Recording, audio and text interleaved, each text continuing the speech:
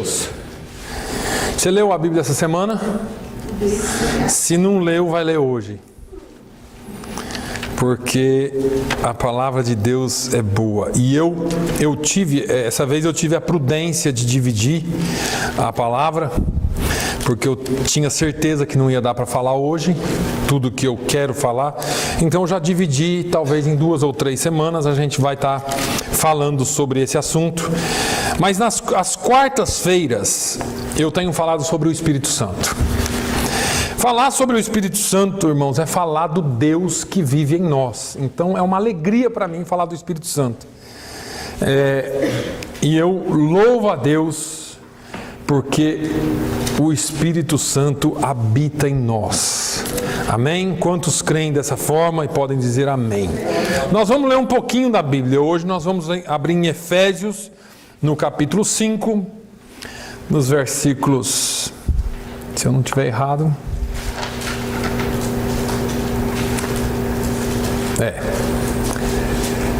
Efésios capítulo 5, versículo 18.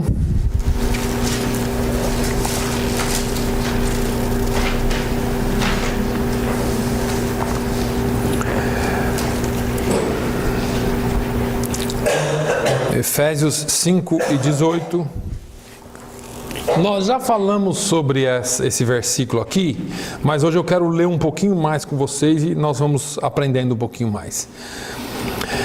Diz assim a palavra de Deus: e não vos embriagueis com vinho, em que há contenda, mas enchei-vos do Espírito, falando entre vós com salmos e hinos e cânticos espirituais, cantando e salmodiando ao Senhor no vosso coração, dando sempre graças por tudo a nosso Deus e Pai, em nome de nosso Senhor Jesus Cristo, sujeitando-vos uns aos outros no temor de Deus.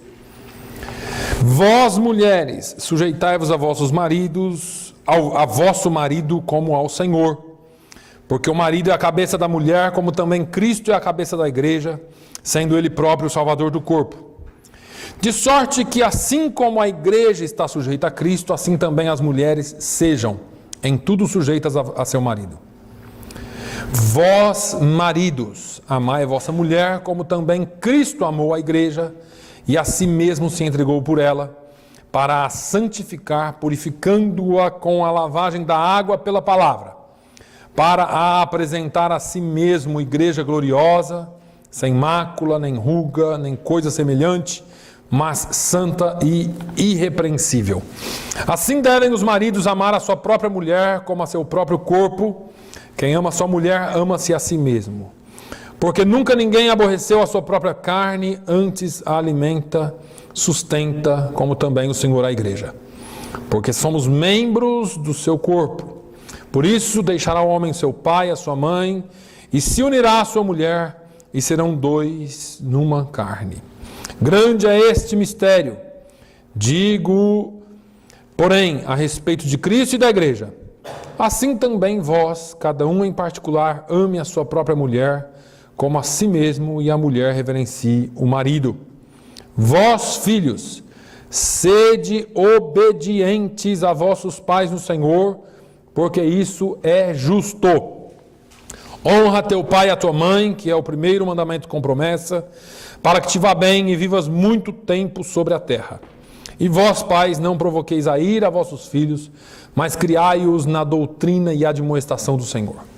Vós, servos, obedecei a vosso Senhor, segundo a carne, com temor e tremor, na sinceridade de vosso coração, como a Cristo, não servindo à vista, como para agradar aos homens, mas como servos de Cristo, fazendo de coração a vontade de Deus, servindo de boa vontade como ao Senhor e não como aos homens, sabendo que cada um receberá do Senhor todo o bem que fizer, seja servo, seja livre.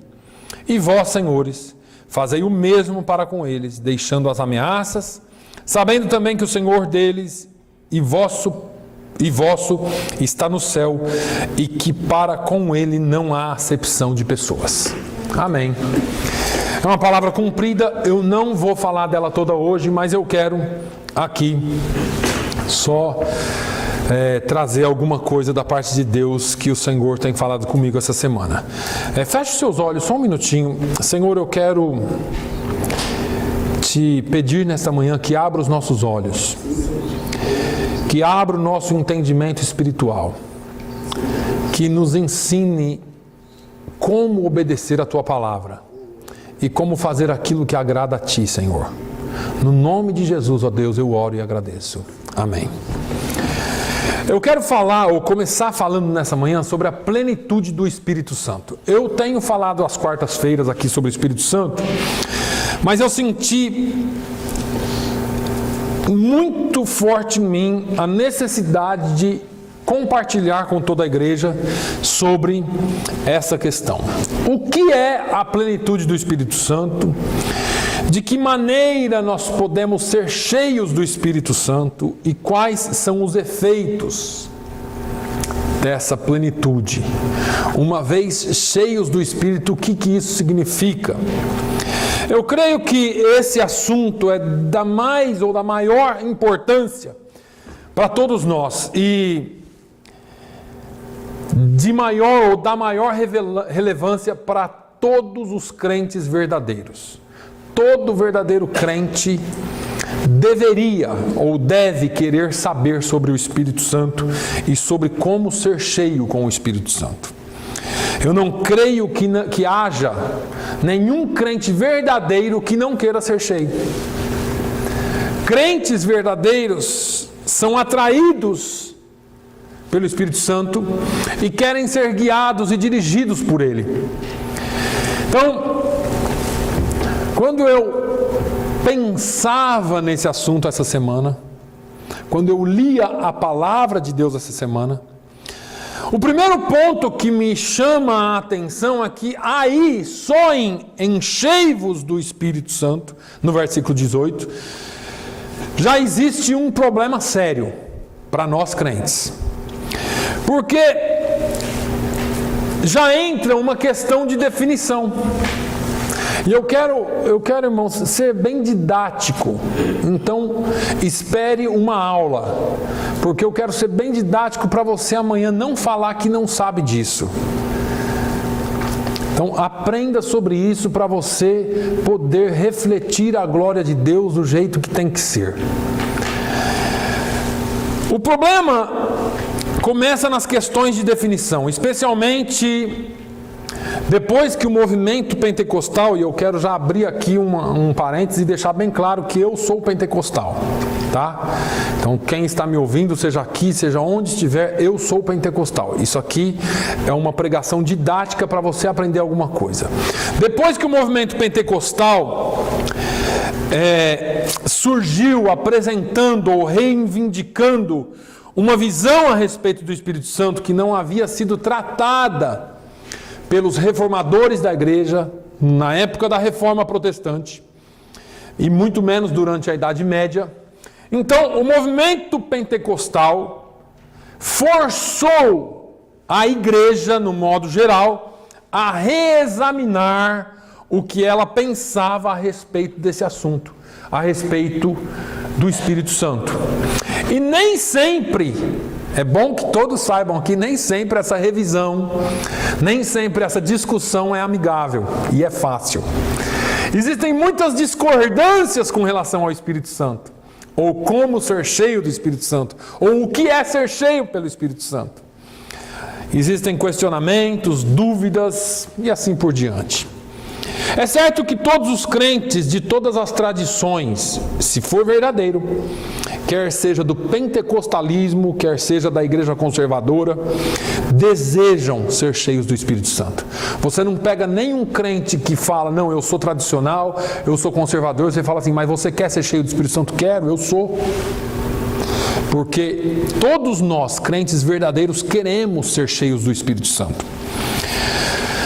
No entanto, quando nós chegamos nesse ponto de quero ser cheio do Espírito Santo, existem 3 questões. Hoje eu vou responder uma. Então eu vou fazer uma questão, eu vou fazer as 3, mas hoje eu vou responder só uma, para a gente continuar domingo que vem.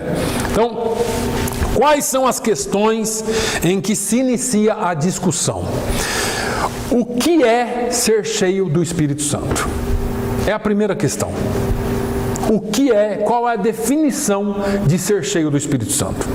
A segunda questão é de que maneira nós podemos nos encher desse Espírito Santo que tanto se fala. E a terceira questão é quais são as consequências do enchimento provocado pelo Espírito Santo. Então nós temos 3 questões aqui para trabalhar. E eu tenho a necessidade muito forte de falar sobre isso com os irmãos. Porque às vezes eu falo do Espírito Santo, às vezes numa reunião em casa eu falo do Espírito Santo, num culto de oração, num culto de quarta-feira, e parece que está meio esquisito o negócio. Às vezes não se entende muito bem. Até porque, irmãos, ninguém é obrigado a saber aquilo que não sabe. Certo? Você só vai saber depois que você aprende. Então vamos lá. Eu quero nessa manhã responder com a igreja, e você vai me ajudar, essa primeira questão, a partir do texto que lemos.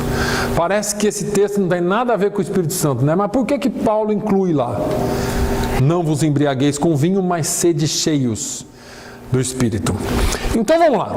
Existem muitas outras passagens na Bíblia, principalmente no Novo Testamento, sobre o Espírito Santo. Mas eu vou dizer porque que eu acho que essa passagem é essencial para nós aprendermos sobre isso. Essa passagem aqui em Efésios foi escrita para uma igreja que já tinha experimentado o modelo de plenitude que aparece no livro de Atos. É bom que nós entendamos que boa parte do movimento pentecostal baseia a sua conceituação, o seu conceito de ser cheio do Espírito Santo, a partir do relato do livro de Atos. Então, quando eu falo aqui, vamos falar do Espírito Santo, alguém fala aqui Atos 2. Certo? Porque nós logo temos essa visão de que Atos 2 é a única passagem na Bíblia que fala sobre o Espírito Santo. Aí, nós começamos então em Atos 2, com a descida do Espírito Santo no dia de Pentecostes. Depois nós vamos ter lá em Atos 8, a ida de Filipe a Samaria, até o pastor falou aqui hoje. A experiência dos samaritanos, que os samaritanos tiveram. Depois nós temos Atos 10, a descida do Espírito Santo na casa de Cornélio. A descida do Espírito Santo aos gentios. Eles não eram judeus, não conheciam nada sobre Jesus. Pedro vai lá, fala. A Bíblia usa uma expressão lindíssima que esses dias eu parei para olhar. É o único lugar na Bíblia que fala que o Espírito Santo caiu no meio deles. O Espírito Santo não chegou, ele caiu. E é interessante que Pedro falava. Enquanto Pedro falava, o Espírito Santo, caiu. Para, Pedro, não é com você esse negócio, é comigo. Entrou no meio, cortou todo mundo e caiu sobre o povo. E aí Pedro ficou sem ação e falou assim: se eles receberam o Espírito Santo, quem sou eu para negar-lhes o batismo com água? E aí eles foram batizados também nas águas. E aí depois nós vamos lá para Atos 19, Paulo chega em Éfeso, por isso que eu vou usar essa passagem, e ali encontra alguns discípulos de João Batista que nem haviam ouvido falar do Espírito Santo. Aí a Bíblia diz que Paulo impõe a mão sobre eles, eles são batizados com o Espírito Santo, falam em línguas e profetizam. Isso é a plenitude, porque você fala assim, pronto, agora aqui encheu mesmo, agora aqui está bom o negócio. Então, exatamente pelo fato de que a igreja de Éfeso já havia passado por essa experiência em Atos 19, é que o que Paulo diz cerca de 3 ou 4 anos depois, ou seja, Paulo vai em Éfeso, fala do Espírito Santo, aqueles discípulos recebem o batismo com o Espírito Santo, e aí depois de 3 ou 4 anos, máximo 5 anos, Paulo escreve para Éfeso. E aí Paulo fala essa carta aqui para Éfeso, e esse ensino então ele se torna normativo. A igreja tem esse ensino como normativo. Quando eu falo a igreja, eu falo de modo geral. O que é um ensino normativo? É norma. Isso é regra da igreja. É um ensino normativo para a igreja. Então, a igreja de Éfeso, a quem Paulo escreveu esta carta, era uma igreja que nasceu no meio de um grande avivamento espiritual. O relato de Atos 19 é lindo, irmãos. Vocês podem ler depois. Nos diz que Paulo esteve ali. Encontrou esses 12 discípulos, eram 12 discípulos de João Batista. Ele ora ali por eles, ele impõe a mão sobre eles, eles recebem o Espírito Santo. E aí eles falam línguas, profetizam, há um grande avivamento na cidade. O texto nos diz que pelas mãos de Paulo, Deus fazia milagres extraordinários. É a única vez no Novo Testamento que se usa essa expressão, milagres extraordinários. Nem para Jesus usou. Pelas mãos de Paulo se faziam milagres extraordinários. Ela acontece exatamente em Éfeso, a ponto de que as próprias peças de roupa de Paulo eram usadas para curar pessoas doentes e libertar endemoniados. Paulo não podia ir, toma aqui o lenço, leva lá, passava o lenço na pessoa, a pessoa era curada. De tanto poder que Deus derramou sobre a cidade de Éfeso. Foi um avivamento fantástico. Nesse relato de Paulo, de Atos 19, é aquele relato que tem ali alguns filhos de um homem, que se eu não me engano é Seva, e eles tentam expulsar um demônio. Através, eles dizem assim, olha, eu te expulso no nome de Jesus a quem Paulo prega. A Bíblia diz que o demônio pegou o sujeito lá, o demônio estava no sujeito, falou assim, olha, eu conheço Paulo e conheço a Jesus, mas vós quem são? E aí ele pula em cima desses caras. A Bíblia diz que assenhorando-se de alguns, outras traduções diz que assenhorando-se de 2 deles, ele bate neles, rasga as roupas deles e eles fogem de medo do demônio. Porque não é só falar que eu te expulso em nome de Jesus que Paulo prega.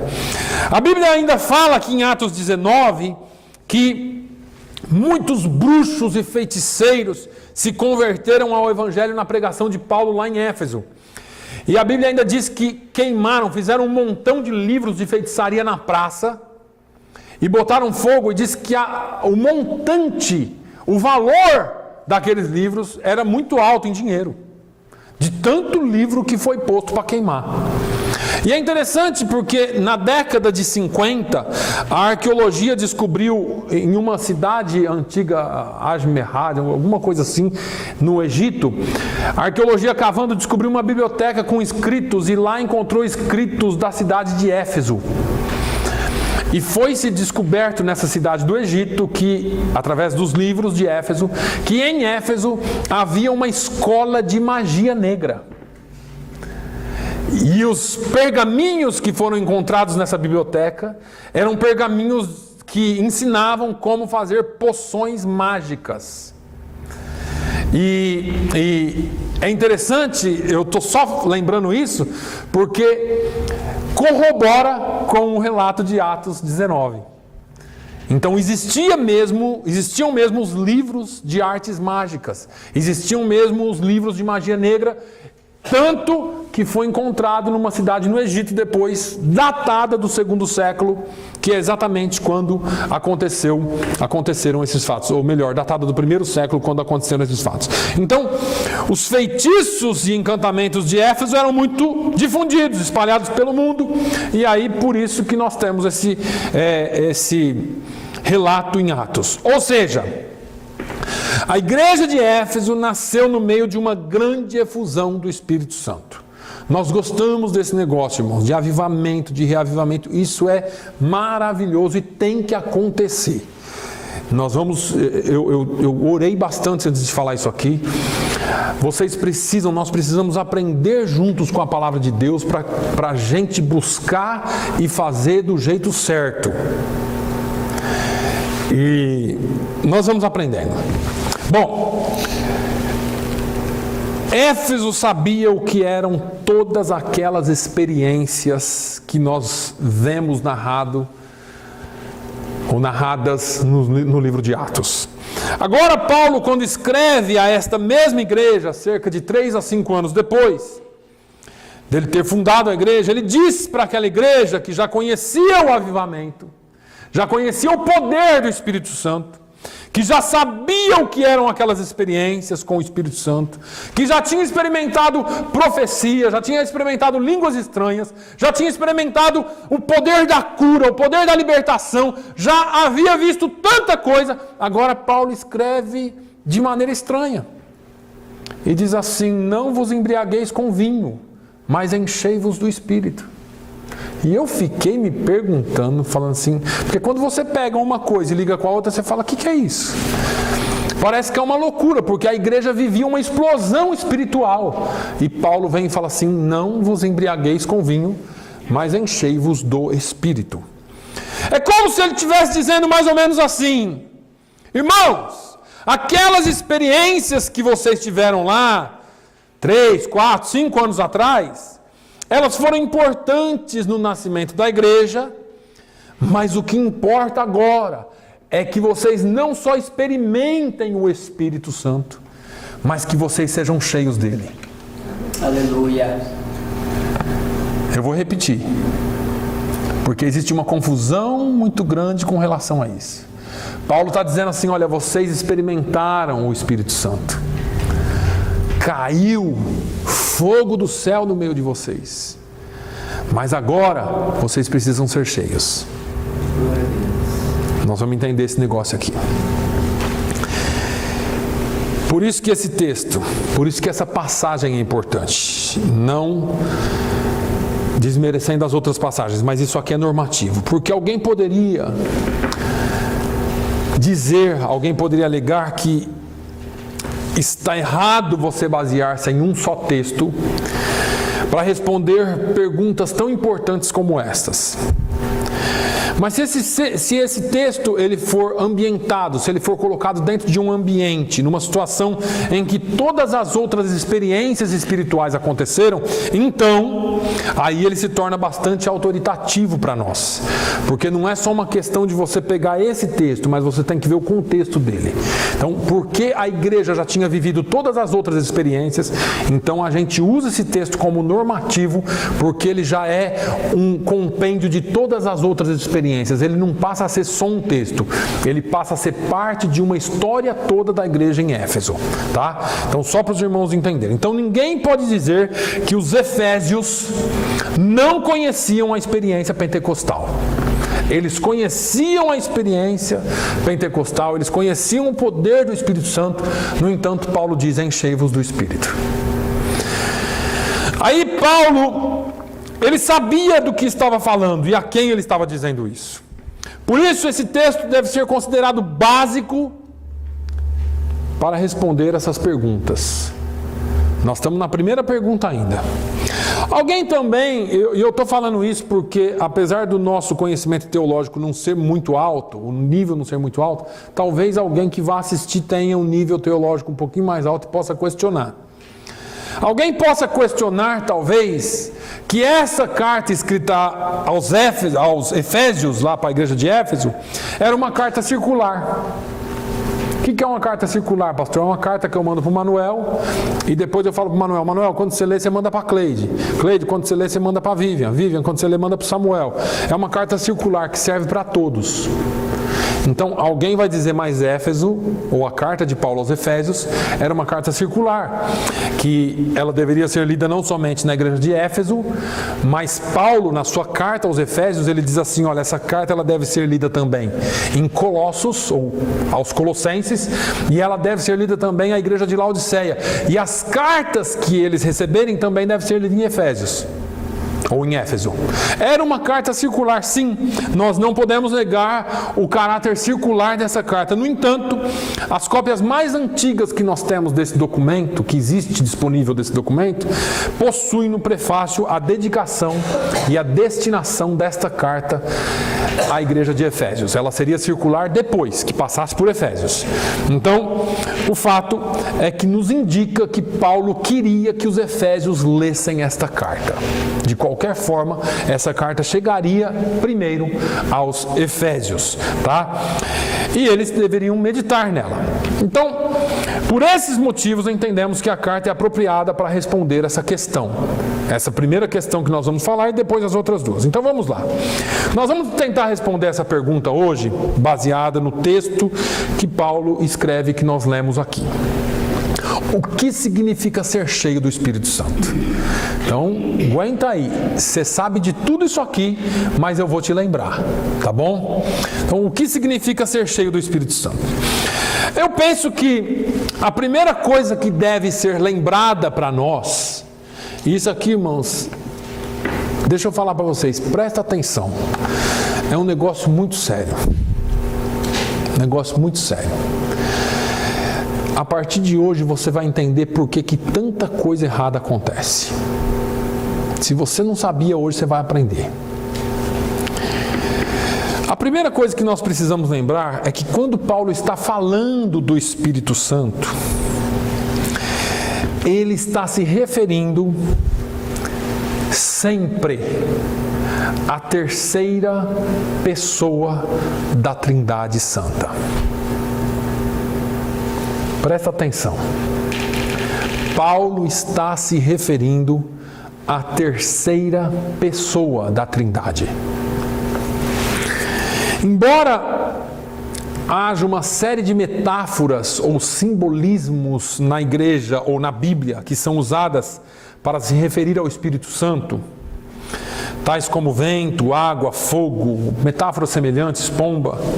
Entretanto, o Espírito Santo de Deus é pessoal.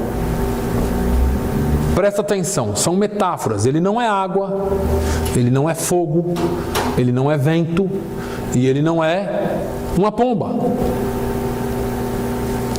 Por que eu estou falando isso? Aqui mesmo nesse texto, quando Paulo fala enchei-vos do Espírito, a primeira ideia que vem na cabeça do crente é que o crente é uma grande garrafa, um vasilhame, e Deus vai colocar algum tipo de líquido celestial dentro de você até encher pela boca. É a primeira imagem que a sua mente evoca. Você já imagina logo, eu sou um vasilhame e Deus vai me encher com um líquido santo especial do céu e eu vou ficar cheio, transbordando do Espírito.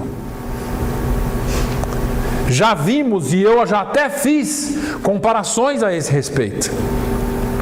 Porque nós imaginamos que Deus derrama esse tipo de coisa em nós e nós vamos sendo cheios por essa coisa. Como se a gente fosse o receptáculo e o Espírito como uma espécie de óleo ungido, né? Que enche o crente. Então essas metáforas, como por exemplo a do vento, que é aplicada ao Espírito Santo, ou fogo, elas podem dar impressão, e deixa eu falar, não é maldade, é uma impressão inconsciente às vezes, que o Espírito Santo é uma força que procede de Deus. E aí nós ficamos pensando, não, esse é um poder superior de Deus, essa é uma força que vem de Deus, que vai nos encher, que vai... E eu já vi gente falando, receba a força, como se fosse dando o Espírito Santo para alguém.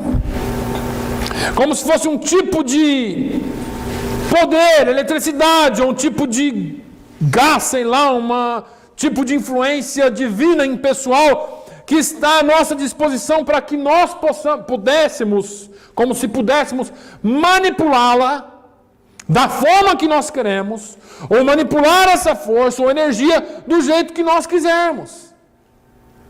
E aí existe a mentalidade errônea a respeito do Espírito Santo, porque dá a impressão, e às vezes existe essa impressão e recai sobre nós, quando a gente fala assim, nós estamos ruins na vida cristã. Porque a gente ora, e o Espírito Santo não cai, não desce, não enche.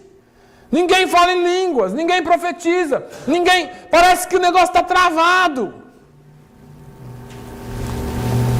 Eu penso que Esse é um raciocínio que está por trás de muita gente, de muitos pregadores, de muitos pastores, de muitos avivalistas, de muitos, não de todos, que falam e que agem como se eles tivessem controle sobre o Espírito Santo.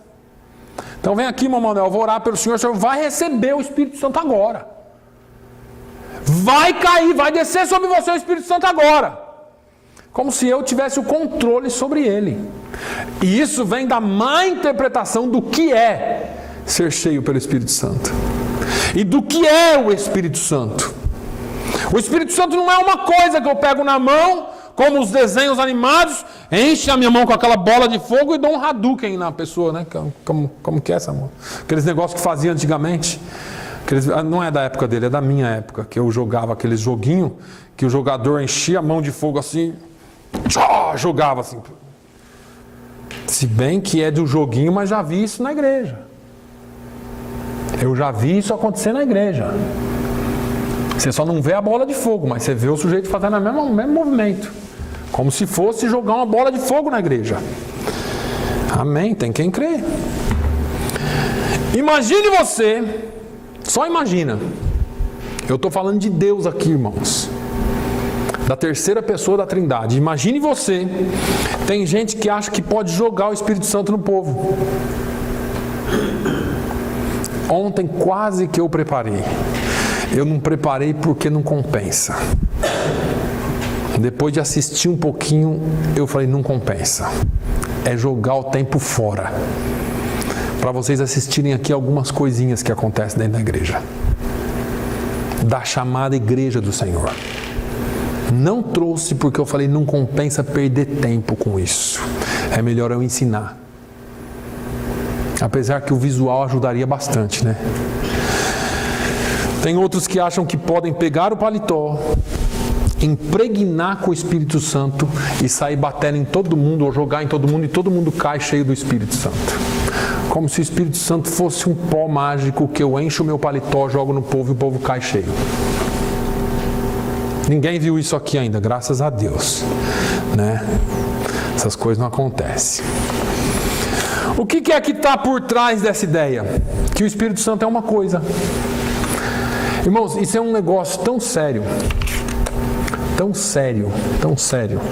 que a igreja não tem noção. A gente ri dessas coisas. Eu dou risada dessas coisas, mas é sério. A igreja tinha que chorar. Porque inconscientemente nós estamos dizendo que o Espírito Santo pode ser manipulado por um mero ser humano. E ele não pode. Inconscientemente eu estou dizendo para você que eu sou melhor que você, porque eu tenho o poder de manipular o Espírito Santo sobre a sua vida. Olha só, isso é inconsciente. O cara que está fazendo isso, ele acredita que ele tem poder de dizer para o Espírito Santo, vai e pega a Débora, vai e pega a Alzira, vai e pega o Antônio, vai, receba! E faz isso aqui. Irmão, pelo amor de Deus, o que é que nós estamos fazendo com o Espírito Santo de Deus? Com Deus, com a terceira pessoa da Trindade. Vocês estão vendo a seriedade desse assunto? Por que é que você não faz cultão de avivamento? Por que é que você não faz vigilhão de avivamento, pastor? Porque as pessoas vêm pensando uma coisa e o meu pensamento é outra. Aí você fala assim, puxa pastor, o senhor é tão frio, né? Eu sou, irmãos. Eu sou porque eu ainda tenho um pouquinho de temor de Deus na minha vida. Eu não brinco com Deus. Quem pensa que pode manipular Deus está brincando com a cara de Deus. Aliás, desculpe a minha falta de decoro, mas é besta demais. Pensar que pode manipular Deus. Pensam que o Espírito Santo é uma força, uma energia, algo impessoal, sobre o qual esse pregador, esse líder tem algum tipo de controle, domínio. E deve ser por isso que algumas reuniões de curas, algumas reuniões de milagres, algumas reuniões onde o Espírito Santo vai batizar, algumas reuniões onde nós vamos ter visões e revelações são marcadas com antecedência. Então Então você vê esses cartazão bonito. Venha para a grande campanha de cura, revelação, profecia. Nossa, aquilo é um negócio tremendo. Eu admiro esses caras. Numa boa, respeito, mas eu queria ter esse poder. Eu não achei no Novo Testamento nenhum apóstolo marcando data para cura. Nenhuma cura que aconteceu no Novo Testamento foi com data marcada.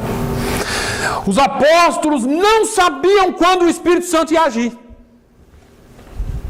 Por que o Espírito Santo agia tanto então, pastor? Porque eles obedeciam. Porque eles faziam o que Jesus mandou fazer. A gente não, a gente marca as nossas reuniões de cura e de milagre e de acontecimentos e a gente obriga Deus a fazer presença, né? Porque Ele é obrigado, porque eu determinei que Ele vai ter que curar aquele dia. É sério, eu não estou falando que Deus não faz. Eu não estou falando que Ele não age. Mas tem hora que eu fico pensando em Deus, olhar e falar assim, nossa, eu tenho que ter muita misericórdia mesmo da ignorância desse povo pensando que pode fazer o que pode. Eu sei que muitos fazem por fé, irmãos. Eu não estou aqui falando mal de ninguém. Eu só estou dizendo para vocês que o negócio é sério. Eu só estou mostrando para vocês que a questão do Espírito Santo é que Ele é a terceira pessoa da Trindade. Ele não é uma coisa. Então não tenha na sua mente jamais o pensamento, ainda que lá por trás do seu subconsciente, de que Ele pode ser manipulado. De que Ele é uma coisa, eu vou nesse culto hoje, pastor, porque o pastor falou que lá vai ter poder de Deus. Ah, irmão, é só pela fé. Me perdoe. É só pela fé.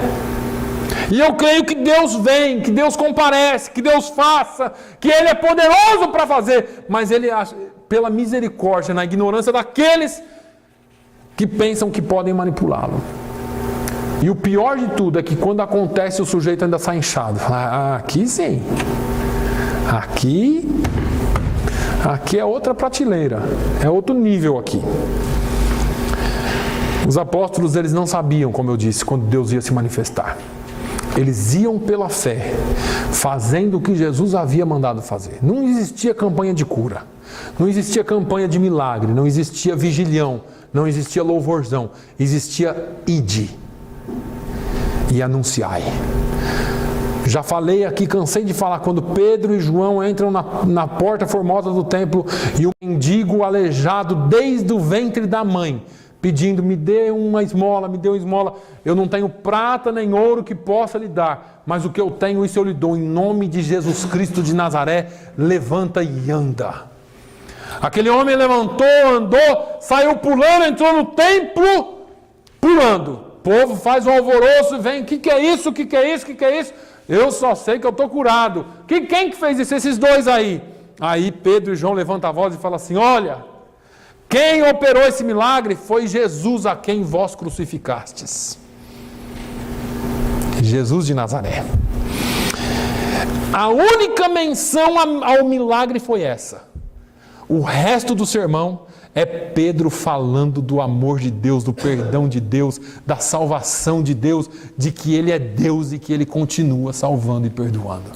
Aleluia. Irmãos, nós não precisamos fazer nenhum tipo de manipulação com Deus para que Ele age em nosso meio. Se a igreja obedecesse a ordem dele, já estava. Vocês iam ver como Deus iria agir mais. Nós precisamos entender que esse Espírito Santo, que muitos pensam poder manipular, ele é Deus. Ele não é o pastor Naline, ele não é o irmão Zé das Couve, ele é Deus. Ele faz, ele trabalha, ele age quando ele quer. Ele não é uma força, nenhuma coisa que está à nossa disposição, e muito menos um ser que se acha espiritual, né? Como nós, às vezes, nos achamos espirituais. Ou ser espiritual é ser cheio do Espírito Santo. Significa atingir um nível de espiritualidade a ponto de podermos dar ordens para Ele. Porque tem gente que acha que orou 12 horas e jejuou 10 dias. Ora 12 horas por dia. Irmão, eu oro 12 horas por dia. Eu jejuo 7 dias por semana, 12 horas por dia. Eu jejuo todo dia das 6 da manhã às 6 da tarde. Eu oro a noite inteira. Deus vai derramar fogo do céu. Esse é o ser humano dizendo que porque eu fiz, Deus vai ter que fazer também. Irmãos, eu só estou abrindo os olhos da igreja para você entender. Deus faz, mas Ele é Deus. Ele faz quando, como, onde e através de quem Ele quiser e em quem Ele quiser. Não é porque eu jejuei 20 horas, porque eu jejuei 500 horas, porque eu jejuei 40 dias como Moisés, porque eu orei todo dia. Não, senhores, Deus faz porque Ele é Deus. O Espírito Santo age porque Ele é Deus. Independe de você fazer ou não fazer, vírgula, obediência. Deus requer de nós obediência. Deus não está pedindo sacrifício, mas vamos adiante, que senão já não vou terminar nem a de hoje.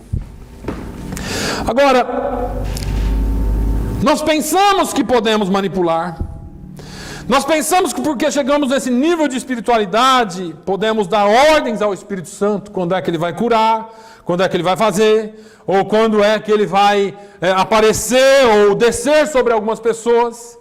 Mas deixa eu te dizer uma coisa, é exatamente o contrário.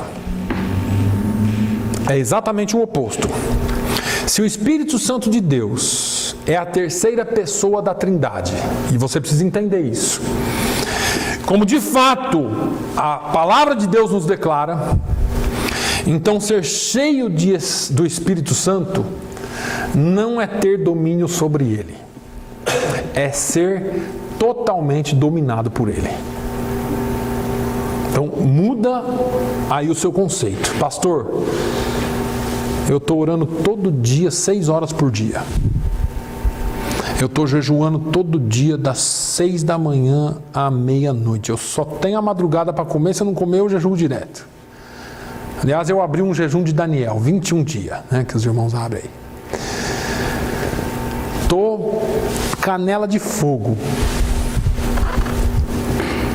Então você precisa estar sob domínio completo do Espírito Santo. Porque quanto mais mortificamos a nossa carne, mais Ele age em nós. Não é o contrário. Você mortifica a carne não é para dar ordens a Ele. Você mortifica a carne para ser ordenado por Ele, para ser guiado por Ele, para ser dirigido por Ele. Quanto mais cheios do Espírito Santo nós estivermos, mais dominados e controlados por eles nós seremos. E aí nós não podemos esquecer desse ponto, irmãos. Ou seja, o Espírito Santo é Deus. Então quem controla e quem manda é Ele. Ele é uma pessoa. Ele não é uma coisa impessoal. Ele não é uma força impessoal. Que Deus manda para você, você manipula como quer e manda para quem você quiser. Não, esse não é o Espírito Santo. O Espírito Santo é Deus, Ele pensa, Ele age, Ele tem vontade, Ele tem um projeto, Ele tem um propósito e Ele age de acordo com o seu propósito. Não é com o meu e com o seu, é com o dele. Ele vai fazer de acordo com o que Ele quer, não como nós queremos. Longe de nós pensarmos que temos controle sobre o Espírito Santo. Na verdade, nós é que devemos e temos que ser controlados por Ele. Então vamos um pouquinho além. Segunda coisa que nós precisamos prestar atenção, além de que Ele não é uma coisa, que Ele é quem controla, que Ele é quem domina, que Ele é quem faz. A segunda coisa, que a despeito de nesse texto, exclusivamente do versículo 18, porque Paulo fala assim, não vos embriagueis com vinho, mas enchei-vos do Espírito. Está lá o Espírito com letra maiúscula, certo? Paulo não usa o adjetivo santo, mas ele está se referindo e falando do Espírito Santo. O que é a designação normal para a terceira pessoa da Trindade do Novo Testamento? Espírito Santo, certo? Então vamos lá. Ele é Deus e Ele é o Espírito Santo. Então eu vou mudar agora a posição das palavras, das letras. O Espírito é santo. O Espírito é santo. Ele é chamado de Espírito Santo. Talvez você não saiba disso, mas para fazer contraste com os espíritos imundos e caídos, os espíritos das trevas que foram lançados, os demônios, que são espíritos imundos, e para fazer contraste com o espírito humano, que é caído e manchado pelo pecado. Então o Espírito é chamado de Espírito Santo, o Espírito de Deus é chamado de Espírito Santo para fazer contraste. Existem espíritos imundos? Existem. Os demônios são espíritos imundos, eles não são santos. Existe algum outro espírito? Existe o espírito humano, que não é santo, que tem que ser santificado por Deus, porque senão não chega a lugar nenhum. Você vai para o inferno. Por isso que o Espírito de Deus é chamado de Espírito Santo. Então é esse contraste. Porque o Espírito Santo de Deus é puro, é santo, é separado do pecado, enquanto eu e você, enquanto os demônios estão dentro do pecado. Pastor, está comparando a gente com o demônio? Não, eles são impuros e vão já pagar pelo que eles fazem. Nós temos uma chance. Nós temos Jesus que nos justifica, o sangue do Cordeiro que nos lava e nos limpa de todo pecado. Então, logo, ser cheio do Espírito Santo não só significa estar controlado por Ele, ser controlado por Ele, ser guiado por Ele. É evidente que o primeiro efeito desse controle dele sobre nós será, obviamente, o quê? Santidade.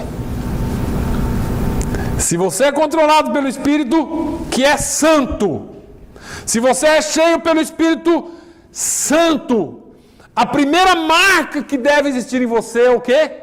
Santidade. Ai, pastor, você só fala dessas coisas também, né? Nem para dar uns gritos aí. A primeira coisa que aparece, a primeira coisa que se reflete na vida de alguém que está cheia do Espírito Santo, irmãos, é a santidade. Uma pessoa cheia do Espírito Santo não pode com o pecado. Nós somos seres humanos. Nós somos atraídos pelo pecado todo dia. Mas porque você está cheio do Espírito Santo, então você fala assim, o Espírito Santo dentro de você. Já viu ímã?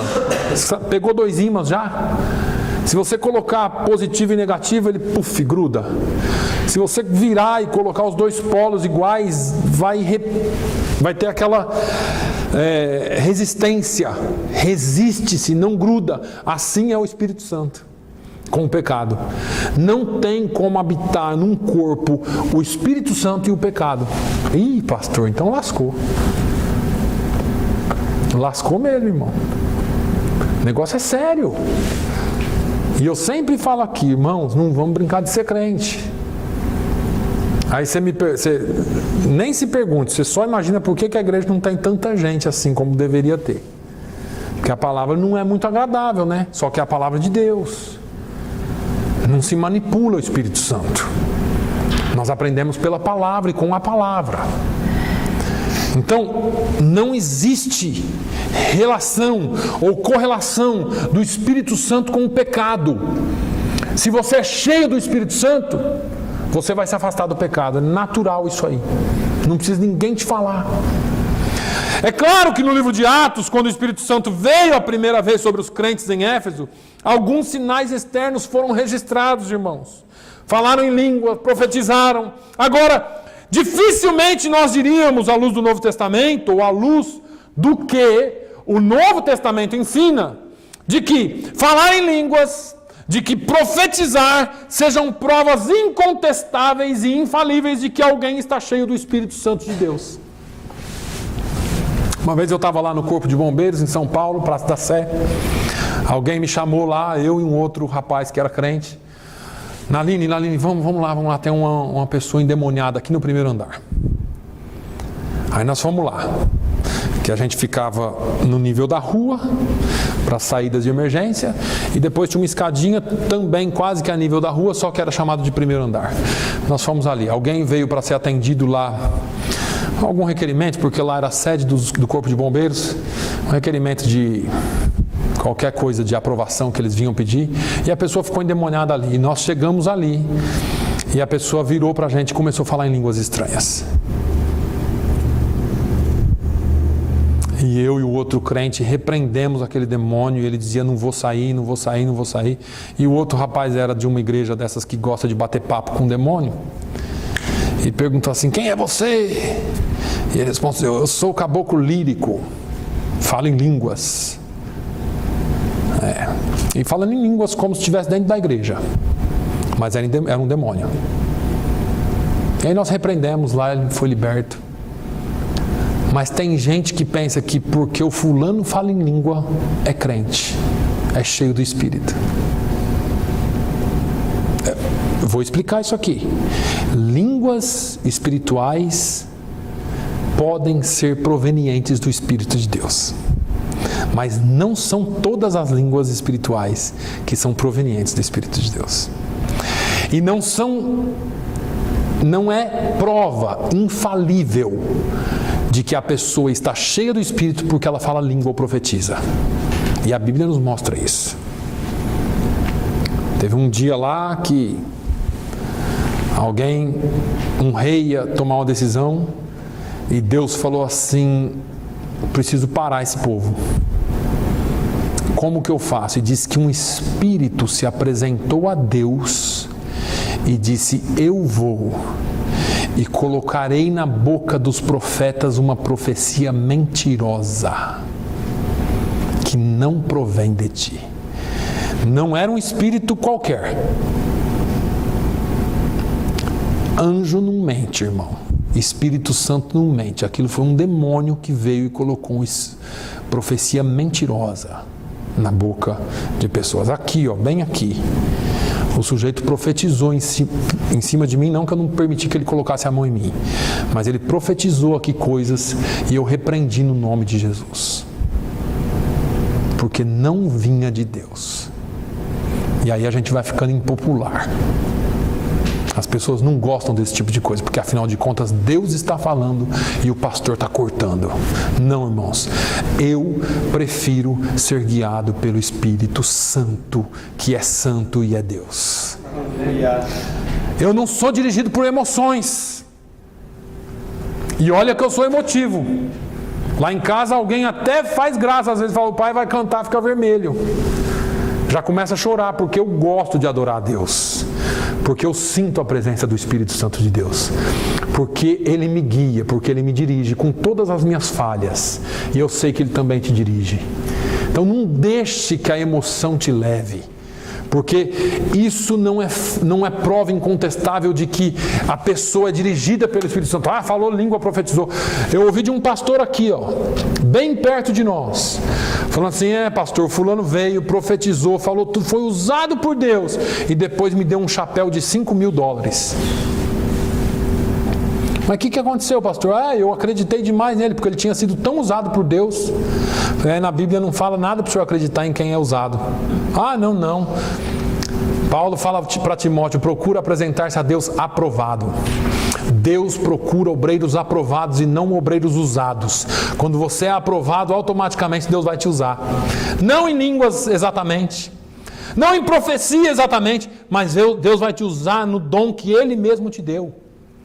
Seja aprovado por Deus, seja obediente a Deus. Deus não quer que você seja alguém que fica se mostrando porque você fala em língua. Alguém que fica se mostrando porque, ei, meu servo, levanta aí. E já fala aqui. Irmãos, eu só estou fazendo aqui, abrindo seus olhos para algumas coisas que acontecem. Eu não estou dizendo que tudo isso é errado. Eu só estou dizendo que dentro desses casos, podem haver casos que não são do Espírito Santo e que você dá crédito porque você acha que é, porque parece ser, mas cuidado, peça discernimento a Deus. Porque se você for dirigido pelo Espírito Santo, o Senhor vai incomodar o seu coração naquele momento. Vamos seguir mais um pouquinho, me dê mais 5 minutos. Veja bem, a igreja de Éfeso, a quem Paulo estava escrevendo, começou de que forma? Fogo do céu. Fala língua, profetiza, queima livro de bruxaria, salvação. Olha, irmãos, um negócio que eu queria ver em Fall River. Todo crente verdadeiro quer ver uma manifestação dessa. quer ver Deus curando mesmo, quer ver Deus salvando mesmo, bruxo entregando os livros de feitiçaria e abraçando a Bíblia para ser o seu guia de fé. Foi isso que aconteceu em Éfeso. Logo depois que Paulo escreve a carta aos Efésios, Paulo escreve a Timóteo. Paulo tinha deixado Timóteo em Éfeso para organizar a igreja. A igreja começou. Timóteo, você fica aqui, eu vou para frente. Você vai organizando aí, você coloca líderes na igreja, você coloca em ordem alguns probleminhas que acontecem aí, mas aí Paulo fica sabendo de algumas coisas e ele escreve para ele. Timóteo, se cuida aí, meu filho. Lá, o negócio parece que entortado um pouquinho. Começou a surgir umas heresias na igreja de Éfeso. E Paulo falou, você vai ter que rebater essa heresia. Timóteo, você tem que eleger líderes. Coloca líder logo na igreja, para controlar a igreja. Por quê, Paulo? Está surgindo aí uma fofocaiada. Eu não sei porque esse negócio começa dentro das mulheres, irmão. Vocês me desculpam, viu, irmãs? Mas Paulo falou assim, tem umas mulheres aí que são fofoqueiras, linguarudas, elas vão de casa em casa quebrando, acabando com a fé das pessoas. Irmãos, cuidado com esse negócio, pelo amor, isso não é novo, irmãos. O diabo, ele age dentro da igreja com fofoca. Mas fogo do céu caiu, como que pode um negócio desse? O Espírito Santo se manifestou, como que pode um negócio? Pode, porque não é prova de que essas pessoas estavam cheias do Espírito Santo, a despeito do Espírito Santo ter agido. Então, Éfeso ainda aparece entre as 7 igrejas, nós falamos aqui há poucos meses atrás. Dentro das 7 igrejas a quem Jesus enviou a carta no livro do Apocalipse. E quando Jesus escreve a carta a Éfeso, ele fala assim, olha, vocês deixaram o primeiro amor. Com toda a manifestação espiritual, com todo o poder de Deus, eles haviam deixado o primeiro amor.